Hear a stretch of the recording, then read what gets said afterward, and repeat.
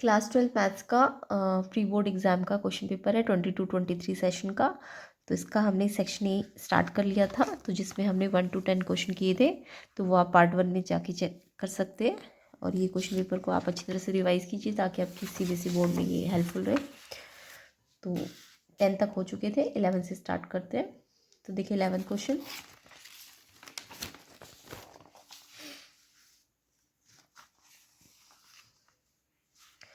Find करना है maximum value. Function given है आपको, इंटरवल भी गिवन है। तो मैक्सिमम वैल्यू निकालने के लिए पहले हम इसका क्या करेंगे, डेरिवेटिव करेंगे फंक्शन का। ठीक है, उससे हम क्रिटिकल पॉइंट्स निकालेंगे। एंड देन इन पॉइंट्स पे तो निकालेंगे ही वैल्यू, बट क्रिटिकल पॉइंट्स पे भी निकाल के देखनी पड़ेगी। तो देखिए कैसे करेंगे इस क्वेश्चन को।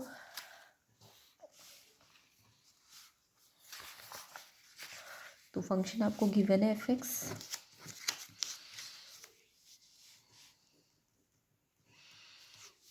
To x cube minus 24x plus 107। तो सबसे पहले मैक्सिमम वैल्यू में आपको क्या करना पड़ेगा, इसका डेरिवेटिव निकालना है। तो डेरिवेटिव तो सबको आता होगा। इस पावर को आगे लाएंगे, 3 2 जा 6 और एक पावर कम कर देते हैं डेरिवेटिव में। फिर 24x पे 1 पावर है तो ये 1 से मल्टीप्लाई होगा तो 24, और x पे 0 पावर है, लिखना x हट जाएगा। ठीक है, x पावर 0 यानी 1 बन जाएगा ना। और कांस्टेंट का डेरिवेटिव तो 0 होता है, तो ये इसका डेरिवेटिव आ गया। अब इस डेरिवेटिव को आपको क्या करना है, पहले तो 6 कॉमन ले लीजिए। अब इस डेरिवेटिव को 0 के इक्वल रखना होता है ताकि क्रिटिकल पॉइंट्स निकल जाए। अब आपको इसको फैक्टराइज करना तो आता है, x+2 और x-2। तो यहाँ से x की वैल्यू या तो -2 आएगी या +2 आएगी। तो आपको चेकिंग किन किन पॉइंट में करनी है, जो इंटरवल में दिया है वो तो पॉइंट है ही, यानी कि -3 -2 पे भी करना है, -1 पे भी करना है और 2 पे भी करना है। ठीक है, इन चारों पॉइंट्स पे। ये 2 पॉइंट तो आपको गिवन थे, ये 2 आपने निकाले हैं, इन चारों पे आपको वैल्यू निकाल के देखनी है। अच्छा ये ध्यान रखिए, ये 2 जो है ये क्या है, बाहर है ना। तो अगर ये 2 जो है इस इंटरवल से बाहर है तो इस पे आपको चेक नहीं करना। ठीक है, क्योंकि हमें इसी इंटरवल पे देखना था। तो यानी हम इन 3 नंबर्स पे चेक करेंगे। अब जब भी मैक्सिमम वैल्यू निकालनी होती है तो हम डेरिवेटिव पे नहीं रखते वैल्यू को एक्स की। ये एक्स की वैल्यूज़ आई है ना, -3 -2 1।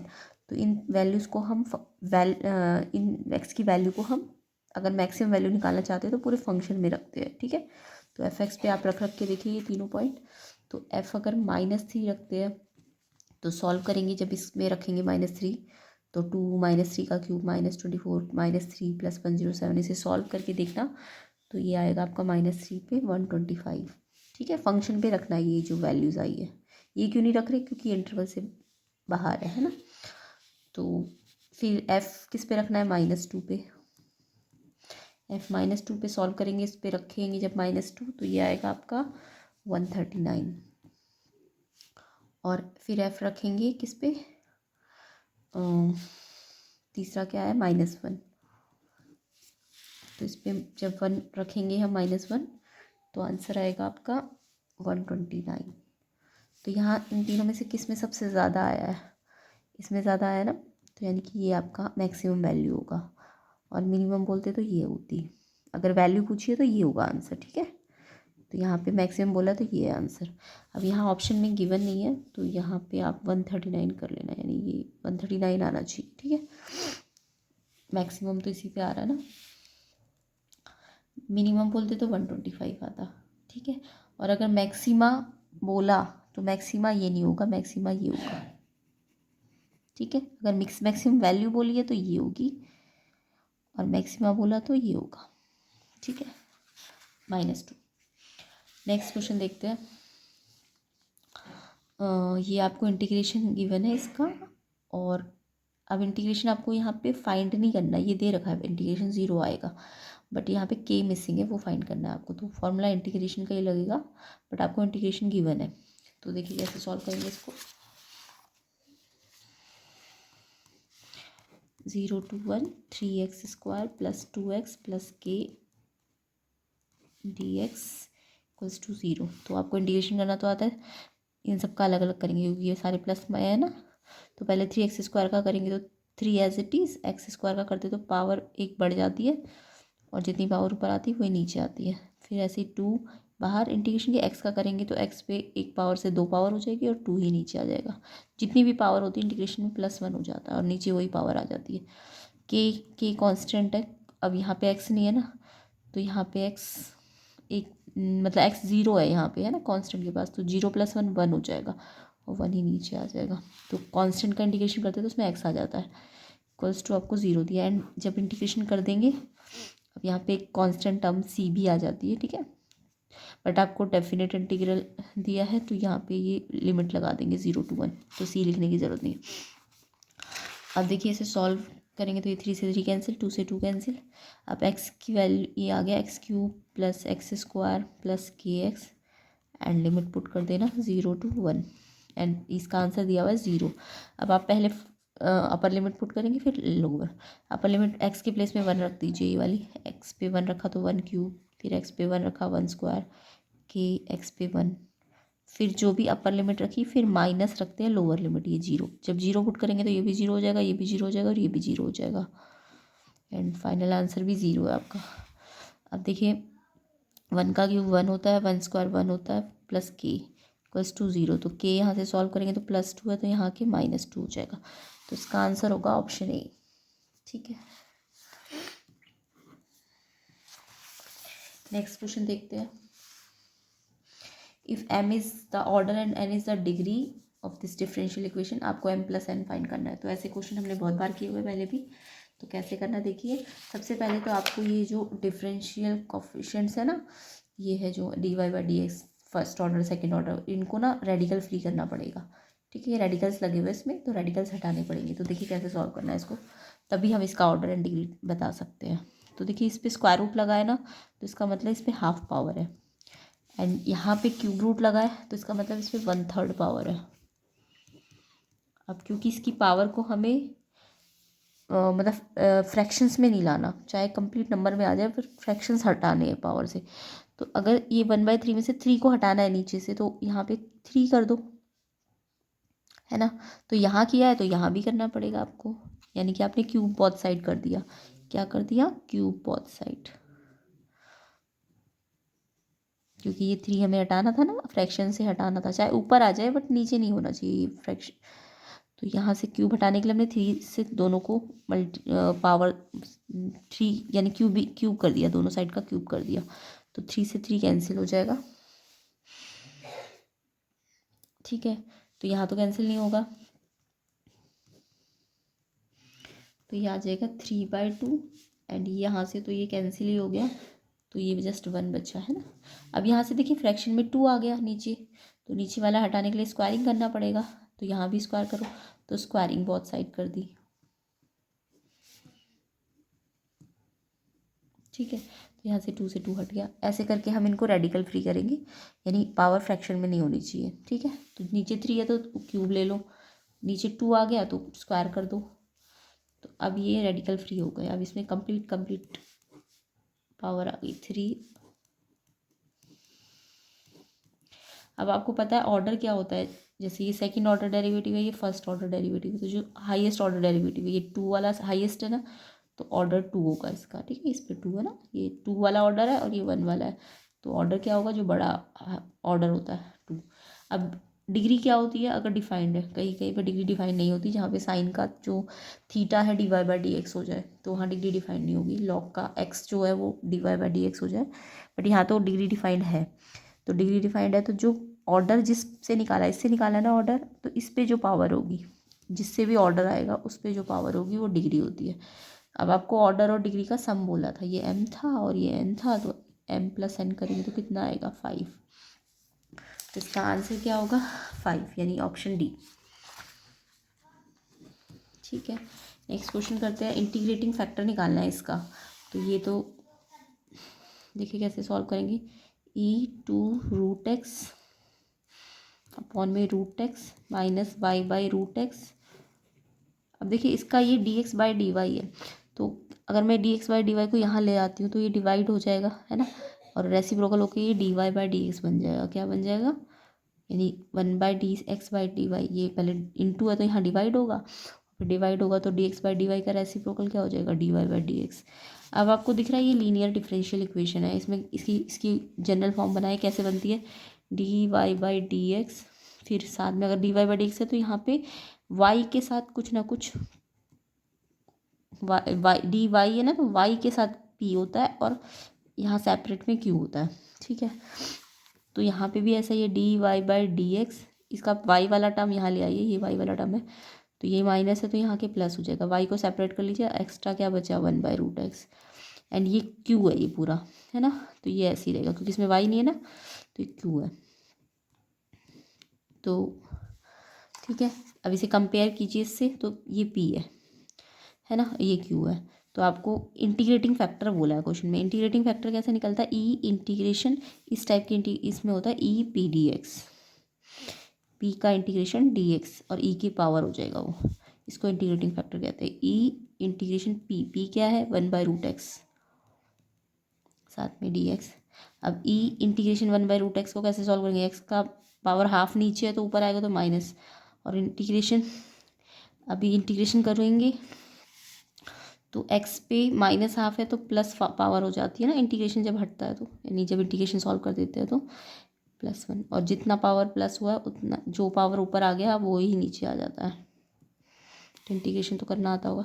अब x की पावर -1/2 +1 यानी कि x की पावर +1/2 हो जाएगी, और नीचे कितना आ जाएगा, हाफ, ये सारा ना e के पावर पे है ये, तो e x की पावर हाफ का मतलब √x, और ये हाफ जब रेसिप्रोकल होगा तो 2 आ जाएगा, तो ये आ जाएगा इंटीग्रेटिंग फैक्टर e की पावर 2√x। तो ऐसे करके आपको निकालना है ये, तो इसका आंसर आएगा e की पावर 2√x, ए ऑप्शन इसका करेक्ट होगा। नेक्स्ट क्वेश्चन देख लेते हैं, अ होमोजीनियस डिफरेंशियल इक्वेशन अगर d y by d x equal to h y by x की फॉर्म में है तो ये कैसे सब्स्टिट्यूशन होता है। तो होमोजीनियस देखिए, अगर वाई बाई एक्स है ना तो आप सब्स्टिट्यूट क्या करते हैं, जब भी वाई बाई एक्स होता है या d y by d x दिखे आपको तो वहाँ पे substitution y equal to v x होता है, ठीक है। और अगर ये वाई बाई एक्स की जगह एक्स बाई वाई दिखता तो सब्स्टिट्यूशन क्या होता है, x equal to v y, तो ये ध्यान रखना। तो यहाँ पे y equal to v x वाला होगा, तो ए ऑप्शन ठीक है इसका। नेक्स्ट देखिए क्वेश्चन नंबर 16, इफ़ प्रॉबिलिटी ए की गिवन है, बी की गिवन है and A by be given है तो आपको यूनियन निकालना है। तो इसको हम ऐसे देख लेते हैं। तो देखो पी ए बाई बी का फॉर्मूला आपको पता है कंडीशनल प्रॉबिलिटी का, ए बाई बी यानी बी गिवन है तो बी की प्रॉबिलिटी नीचे आती है और इंटरसेक्शन जो बहुत इन दोनों में कॉमन होता है वो ऊपर आता है, ठीक है। ये फॉर्मूला है कंडीशनल प्रॉबिलिटी का। अब आपको ए बाई बी भी गिवन है और ये निकालना है, ये तो दिया नहीं है तो बी कि दिया हुआ है तो इंटरसेक्शन निकल जाएगा। अब इंटरसेक्शन निकल जाएगा, अब आपको यूनियन निकालने का फॉर्मूला पता है ये होता है, तो इनमें वैल्यूज़ रखिए, तो ये पहले प्लस होगा और फिर माइनस करना है, ठीक है। तो ये आ जाएगा 0.78, ऑप्शन सी करेक्ट होगा इसका। तो ऑप्शन सी कितना है, 0.78। नेक्स्ट क्वेश्चन देखेंगे, the region represented by the system in equations. अब आपको ये सारे इक्वेशंस दिए हुए हैं, इनको आपको ग्राफ में प्लॉट करके देख लेना, रफ में, मतलब बहुत प्रॉपर नहीं बनाना है, रफली बना लेना है और फिर चेक करना है कि ये किस क्वाड्रेंट में आ रहा है। तो देखिए एक्स वाई ग्रेटर देन 0 का मतलब फर्स्ट क्वाड्रेंट है ये तो, है ना, एक्स भी ग्रेटर देन 0 एंड वाई भी, तो ये तो हिस्सा फर्स्ट क्वाड्रेंट का होता है। अब यहाँ पे देखिए x4 का अगर आप ग्राफ बनाओ तो x4 का ग्राफ x की लाइन से ऐसे पैरेलल जाए, ऐसे x के 4 से होता हुआ जाएगा। फिर y3 का ग्राफ बनाओगे तो y के 3 से ऐसे होता हुआ जाएगा, और x + y = 6 का ग्राफ बनाओगे तो इसके पॉइंट ही आएंगे, x0 तो y 6 आ जाएगा, x6 तो y 0 आ जाएगा। तो ये ग्राफ कुछ ऐसे जाएगा, ठीक है। अब देखिए यहाँ पे अगर मैं 0 रखती हूँ x के प्लेस में तो 0 < 4 है, यस ट्रू है, तो यानी कि ये जो x का शेडिंग है वो इस साइड आ जाएगी क्योंकि x 0 की तरफ ट्रू रिजल्ट दे रहा है ना, ये शेडिंग आ जाएगी। एंड y भी अगर यहाँ पे 0 रखते हो आप तो 0 < 3 है, ये भी ट्रू शेडिंग ट्रू आ रहा है, तो यानी कि इसका y का ग्राफ भी कहाँ जाएगा, इधर आएगा। और इस लाइन पे भी x 0 और y 0 रखते हो तो 0 + 0 < 6 होता है, ट्रू है, तो इस लाइन की शेडिंग भी किधर होगी, इधर इस तरफ होगी। तो कॉमन शेडिंग कैसे आएगी, यहाँ पे आ जाएगी। तो ये तो आपको इन इक्वेशंस आती होंगी, तो कॉमन शेडिंग सबकी कहाँ होगी, ये होगी, है ना, ये। तो यानी कि कौन सा है ये, फर्स्ट क्वाड्रेंट पे तो है सारा, तो हमसे बोला bounded in first quadrant, yes first quadrant में बाउंडेड आ रहा है। बाकी इन्होंने बोला फर्स्ट एंड सेकंड में अनबाउंडेड है, तो फर्स्ट में अनबाउंडेड थोड़ा आ रहा है, बाउंडेड आ रहा है। फर्स्ट में अनबाउंडेड है, नहीं, अनबाउंडेड इन सेकंड, ये ठीक है, बट ये ज़्यादा करेक्ट है कि बाउंडेड इन फर्स्ट क्वाड्रेंट, ठीक है। तो पूरा ग्राफ कहाँ पे आ रहा है, फर्स्ट क्वाड्रेंट पे। कॉर्नर पॉइंट आपको फिजिबल रीजन के गिवन है, ये लीनियर प्रोग्रामिंग में से ही कॉर्नर पॉइंट आपको दे रखे हैं पहले से ही, और आपको ना इसका जेड भी दे रखा है ऑब्जेक्टिव फंक्शन। तो आपको मैक्सिमम जेड और मिनिमम जेड का सम निकालना है। तो देखिए पहले तो आपको जो भी कॉर्नर पॉइंट्स होते हैं वो इसमें रखने होते हैं। एक्स के प्लेस में एक बार 0 रखो और फिर 2 देखो ऐसे रखना है इन पॉइंट्स को। एक्स का ये 0 2 है ना, तो जेड में एक्स के प्लेस में 0 और वाई के प्लेस में 2 रख दोगे तो 12 आ जाएगा। फिर 3 0 पॉइंट रखो, एक्स पे 3 एंड वाई पे 0, ये तो 4x प्लस 6y है ना जेड, तो ये रखेंगे आप तो ये 12 आएगा। अभी भी 6 0 रखोगे तो ये 24 आएगा। 6 8 रखोगे तो ये आएगा आपका 72 सॉल्व करके। ठीक है, अब आपको क्या बोला है, जेड मैक्सिमम और मिनिमम। तो जेड मैक्सिमम देखिए ये आया है ना, और मिनिमम कौन सा आया, या तो ये या ये दोनों में से कोई भी ले लो। तो जेड मैक्सिमम 72 है एंड मिनिमम 12 है, तो टोटल करके करेंगे तो 84 आएगा, यानी कि 84 आपको ऑप्शन बी में मिल जाएगा। ठीक है, तो ऐसे करके कॉर्नर पॉइंट्स को आपको इसमें रखना होता है, और मैक्सिमम भी निकालना है, मिनिमम भी निकालना है। तो ये इनका सम बोला था क्वेश्चन में। नेक्स्ट इसके एजर्शन रीजन को देख लेते हैं। तो एजर्शन रीजन का ये तो पता है ना आपको, पहले आपको इसकी इसी वाली स्टेटमेंट भी पढ़नी है, ये वाली पहली वाली भी और रीजन वाली भी, फिर देखना ये करेक्ट है कि दोनों इनकरेक्ट है। तो अगर दोनों करेक्ट होते हैं तो आंसर ए बी में मिल जाएगा, और अगर इनमें से कोई एक फॉल्स है तो आंसर सी या डी में मिलता है। ठीक है, तो आप पहले इसको देखिए 19 क्वेश्चन को। Sine π/3 minus sine inverse minus half equal to 1। तो आपको पहले तो ब्रैकेट को सॉल्व करना है। इस साइन इनवर्स माइनस हाफ को सॉल्व करना तो सबको आता होगा। साइन इनवर्स माइनस हाफ का मतलब, अगर मैं इसको y मान लूँ तो ये साइन y, साइन यहाँ चला जाएगा तो साइन y कितना हो जाएगा, माइनस हाफ। अब हाफ कब होता है, साइन किस वैल्यू पे हाफ होता है, π/6 पे, और बाहर तो माइनस है। ठीक है, अब अगर आप इसे y को जस्ट माइनस π/6 रहने देते हैं तो माइनस, ये साइन पे अगर माइनस है ना तो वो उसके एंगल पे चला जाता है। ठीक है, अब ये जो साइन का इंटरवल होता है ना, प्रिंसिपल वैल्यू होती है साइन इनवर्स थीटा की, वो जो थीटा होता है, ये थीटा वो -π/2 से +π/2 पे होता है, ये प्रिंसिपल वैल्यू होती है। ठीक है, तो ये π/6 इस पे आ रहा है ना, इसके -π/2 से π/2 वाली प्रिंसिपल ब्रांच पे आ रहा है ना। अगर आ रहा है तो यानी यही आंसर है, बट अगर ये नहीं आ रहा होता तो फिर आप साइन को देखते कि इस क्वाड्रेंट पे साइन माइनस होता है। देखो इस क्वाड्रेंट पे साइन माइनस होता है, तो अगर मैं माइनस साइन π/6 को ऐसे भी तो लिख सकती थी, साइन पाई माइनस π/6। ये quadrant pi minus pi plus का है, सॉरी पाई प्लस है ना, ये क्वाड्रेंट में यहाँ पाई होता है तो पाई प्लस, तो इसको मैं माइनस साइन π/6 को ऐसे भी लिख सकती थी। तो ये आ जाता 7π/6, जो कि क्या होता है, इसके इस प्रिंसिपल ब्रांच से बाहर होता, इसके अंदर नहीं आता। तो इसलिए हम इसको ये माइनस ही लेते हैं, साइन के केस में ये माइनस अंदर चला जाता है। तो ये y कितना आ गया, -π/6, यानी कि मैंने इसी को अभी तो इसी को सॉल्व किया था। तो ये आ गया हमारा sine π/3 as it is minus इस साइन इनवर्स माइनस हाफ की वैल्यू कितनी आई, -π/6 सॉल्व करके, और एक माइनस यहाँ ऑलरेडी था, तो 2 माइनस है तो प्लस हो जाएगा। अब ये सॉल्व कर लीजिए, साइन ये एलसीएम आएगा 6, 3 2 जा तो 2π + 1π, 3π/6, ये कैंसिल हो जाएगा। साइन π/2 पता है आपको 1 होता है। ठीक है, तो पहले तो आपने ये ब्रैकेट सॉल्व करनी थी, इस ब्रैकेट को सॉल्व करने के लिए पहले ये सॉल्व करना आना चाहिए, तो इजीली सॉल्व हो जाता है। देन ये पूरी ब्रैकेट सॉल्व करनी थी, तो ये 1 ही आ रहा है, यस ट्रू है ये। उसके बाद बोला था प्रिंसिपल वैल्यू साइन इनवर्स -√3/2 की -π/3 होती है। सेम ऐसे जैसे इसको सॉल्व किया वैसे इसको सॉल्व करके देखना, तो ये भी -π/3 आएगा, ये भी करेक्ट है। तो स्टेटमेंट ये दोनों तो करेक्ट है, तो आंसर आपको ए या बी में मिलेगा। बट क्या ये जो रीज़न दिया है इन्होंने, क्या ये इसका रीज़न है, इसका रीज़न तो ये होना चाहिए ना कि ये इस प्रिंसिपल ब्रांच में आ रहा है, तभी तो ये करेक्ट होगा। तो ये करेक्ट है, लेकिन ये इसका रीज़न नहीं है। रीज़न तो ये होगा कि ये जो है इस ब्रांच पे आ रहा है इसलिए। तो बस ये दोनों करेक्ट है, बट एक्सप्लेनेशन करेक्ट नहीं है। तो जब एक्सप्लेनेशन करेक्ट नहीं होता तो आंसर बी में मिलता है, तो इसका आंसर बी होगा। नेक्स्ट क्वेश्चन देखेंगे, let A B C are 3 square matrix of same order. Assertion given है आपको, ए बी 0 हो सकता है अगर ए 0 और बी 0 हो। तो इसमें ध्यान से देखेंगे, देखो वैसे ए बी 0 हो सकता है, अगर दोनों में से या तो ए ज़ीरो हो या बी ज़ीरो, बट ऑलवेज ऐसा पॉसिबल ऐसा नहीं है कि ये दोनों को किसी एक को ज़ीरो होना पड़े। ए और बी अगर नॉन ज़ीरो भी होंगे ना, ए और बी अगर नॉन ज़ीरो भी होंगी तो भी ए बी जो होगा वो कितना आ सकता है, ज़ीरो आ सकता है। ठीक है, मतलब ज़रूरी नहीं इनमें से कोई एक ज़ीरो ही हो मैट्रिक्स। तो वैसे तो ये एक ज़ीरो होगा और दूसरा कुछ होगा, कुछ भी होगा। जैसे ये मान लो ये 1 3 5 7 है और ये ज़ीरो है मान लो, तो आंसर ऑब्वियसली ज़ीरो आएगा इसका मल्टीप्लाई करके। बट हमेशा ऐसा ज़रूरी नहीं है, ए बी नॉन ज़ीरो में भी ए बी ज़ीरो हो सकता है। इसके अगर हम एग्जाम्पल देखें तो मान लो मैंने लिया मैट्रिक्स 1 0 0 0। ठीक है, अब मैं बी कुछ इस तरीके का मैट्रिक्स लूँगी कि जब मैं इस रॉ को कॉलम से मल्टीप्लाई करूँ तो 1 को जिससे भी मल्टीप्लाई करो आंसर ज़ीरो मिलेगी। पता नहीं कि मल्टीप्लाई में ये रॉ इस कॉलम से होती है, तो 1 के प्लेस में यहाँ ज़ीरो आना चाहिए, क्योंकि 1 को 0 से मल्टीप्लाई करके ज़ीरो आता है। चाहे ज़ीरो के साथ कुछ भी हो, 1 भी आ सकता है। फिर सेकेंड रॉ में भी यही होना चाहिए, 1 को जब करूँ तो यहाँ ज़ीरो आए, यहाँ चाहे कुछ भी आ जाए। तो देखा आपने, अगर आप इसको मल्टीप्लाई करोगे ना तो आंसर आपको क्या मिलेगा, ज़ीरो मिलेगा। तो ये हमें कुछ इस तरीके से लेना है जिससे ये मल्टीप्लाई होना है, ये वाला एल वहाँ पे ज़ीरो आए। बाकी ज़ीरो के केस में यहाँ पे कुछ भी आ सकता है।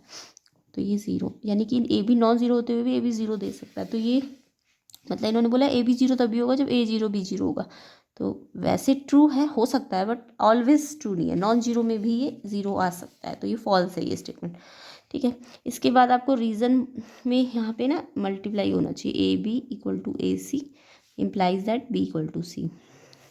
तो ए बी अगर ए सी के इक्वल है तो क्या बी सी के इक्वल होता है? तो इसको देखिए मैं आपको एग्जाम्पल के थ्रू समझा देती हूँ।